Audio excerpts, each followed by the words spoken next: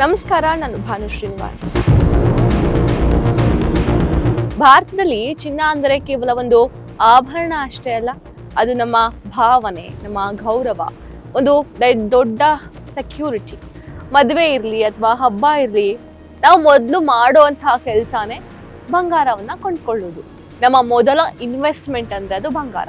ನೋಡಿ, ಈಗ ಇಡೀ ದೇಶದಾದ್ಯಂತ ಒಂದು ದೊಡ್ಡ ಸುದ್ದಿ, ಭಾರಿ ಚರ್ಚೆ ಆಗ್ತಾ ಇದೆ. ಪ್ರಧಾನಿ ನರೇಂದ್ರ ಮೋದಿ ಅವರು ಭಾರತೀಯರಿಗೆ 1 ವರ್ಷ ಚಿನ್ನವನ್ನ ಖರೀದಿ ಮಾಡೋದನ್ನ ಸ್ವಲ್ಪ ಮಟ್ಟಿಗೆ ಕಮ್ಮಿ ಮಾಡಿ ಅಂತ ಮನವಿ ಮಾಡ್ಕೊಂಡಿದ್ದಾರೆ. ಹಾಗಾದ್ರೆ ಮೋದಿ ಅವರು ಯಾಕೆ ಈ ತರ ಹೇಳಿದ್ರು? ದೇಶದ ಎಕಾನಮಿ ಏನಾದ್ರೂ ಡೇಂಜರ್ ನಲ್ಲಿದ್ಯಾ?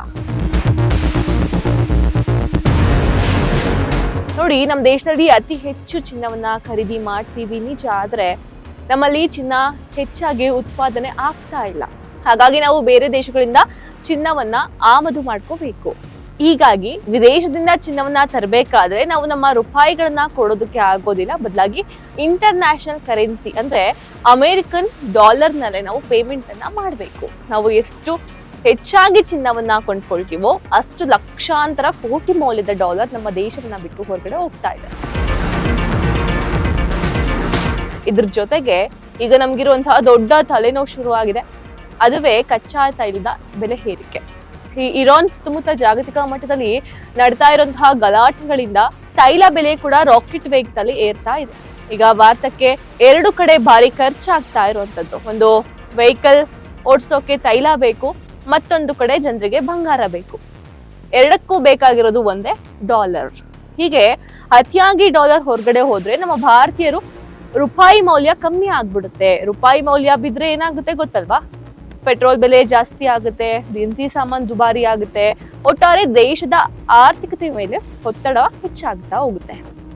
ಈಗ ಸರ್ಕಾರದ ದೃಷ್ಟಿಯಲ್ಲಿ ಎಣ್ಣೆ ಅನ್ನೋದು ಅತ್ಯಗತ್ಯ. ಯಾಕಂದ್ರೆ ಲಾರಿ ಬಸ್ ಓಡ್ಸಕ್ಕಾಗೋದಿಲ್ಲ, ಫ್ಯಾಕ್ಟ್ರಿಗಳು ನಡೆಯೋದಿಲ್ಲ ತೈಲ ಇಲ್ಲ ಅಂದ್ರೆ. ಇಡೀ ದೇಶದ ಸಾರಿಗೆನೆ ಅಸ್ತವ್ಯಸ್ತ ಆಗ್ಬಿಡುತ್ತೆ. ಆದ್ರೆ ಬಂಗಾರ ಆತರ ಅಲ್ಲ. ಅದನ್ನ ಸರ್ಕಾರ ತಾತ್ಕಾಲಿಕವಾಗಿ ಸದ್ಯಕ್ಕೆ ತಡೆ ಹಿಡಿಯಬಹುದಾದ ಆಮದು ಅಂತ ನಾವು ಕರಿತೀವಿ. ಅದಕ್ಕೆ ಈ ಪರಿಸ್ಥಿತಿಯಲ್ಲಿ ಚಿನ್ನದ ಖರೀದಿ ಕಡಿಮೆ ಮಾಡಿದ್ರೆ ದೇಶದ ವಿದೇಶದ ಖರ್ಚು ಉಳಿಯುತ್ತೆ ಅನ್ನೋದು ನಮ್ಮ ಸರ್ಕಾರದ ಪ್ಲಾನ್. ನೆನ್ಪಿಡಿ, ಇದು ಯಾವುದೇ ಕಾನೂನು ಅಲ್ಲ. ಯಾರು ಚಿನ್ನವನ್ನ ಮಾರಬಾರ್ದು ಅಂತ ಬ್ಯಾನ್ ಮಾಡಿಲ್ಲ. ಇವತ್ತಿಗೂ ಸಹ ಜ್ಯುವೆಲರಿ ಶಾಪ್ಗಳು ಓಪನ್ ಇವೆ. ಇಂದು ಸಹ ಎಲ್ಲಾ ಜನರು ಸಾಮಾನ್ಯ ದಿನದಂತೆ ಜ್ಯುವೆಲರಿಯನ್ನ ತಗೊಳ್ತಾ ಇದ್ದಾರೆ. ಇದು ಕೇವಲ ಪ್ರಧಾನಿ ನರೇಂದ್ರ ಮೋದಿ ಅವರ ಒಂದು ಮನವಿ ಅಷ್ಟೇ. ಮುಂದೆ ಈ ಆರ್ಥಿಕ ಒತ್ತಡ ಕಡಿಮೆ ಮಾಡೋದಕ್ಕೆ ಸರ್ಕಾರ ಚಿನ್ನದ ಮೇಲಿನ ತೆರಿಗೆಯನ್ನ ಹೆಚ್ಚಿಸಬಹುದು, ಅಥವಾ ಜನರಿಗೆ ಡಿಜಿಟಲ್ ಗೋಲ್ಡ್ ಮತ್ತು ಸಾವರಿನ್ ಗೋಲ್ಡ್ ಬ್ಯಾಂಡ್ ಕಡೆಗೆ ಮುಖವನ್ನ ಮಾಡುವಂತೆ ಪ್ರೋತ್ಸಾಹಿಸಬಹುದು ಅಂತ ತಜ್ಞರು ಹೇಳ್ತಿದ್ದಾರೆ. ಆದ್ರೆ ನಮ್ಮ ದೇಶದಲ್ಲಿ ಹಬ್ಬಗಳು ಅಥವಾ ಮದುವೆ ಸೀಸನ್ ಇರೋದ್ರಿಂದ ಚಿನ್ನದ ಡಿಮ್ಯಾಂಡ್ ಕಮ್ಮಿ ಆಗೋದು ಡೌಟ್ ಅಂತಾನು ಕೆಲವರು ವಾದ ಮಾಡ್ತಾ ಇರೋದು. ಸೊ ದೇಶದ ಎಕಾನಮಿಯನ್ನ ಬ್ಯಾಲೆನ್ಸ್ ಮಾಡೋಕೆ ಮೋದಿ ಅವರು ಈ ರೀತಿ ಮನವಿ ಮಾಡ್ತಿರೋದಂತೂ ನಿಜ.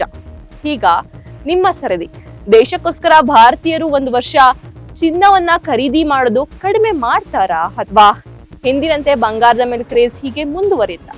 ನಿಮ್ಮ ಅನಿಸಿಕೆ ಏನು? ಕಮೆಂಟ್